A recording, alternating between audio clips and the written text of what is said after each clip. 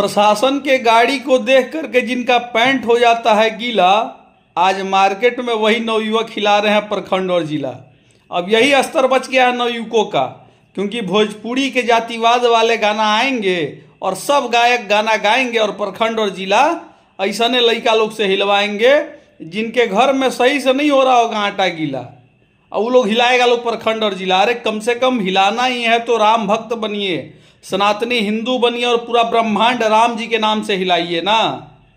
क्यों पड़े हुए हैं जातिवाद वाले गानों के चक्कर में?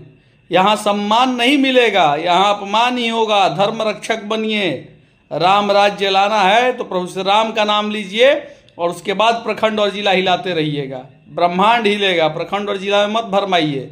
और वैसे गानों पे ज़्यादा आप लोग तवज्जो जो जातिवाद को लेकर के दे रहे हैं, मेरा यह मानना है कि वह कहीं सही नहीं है। बाकी जय श्री राम।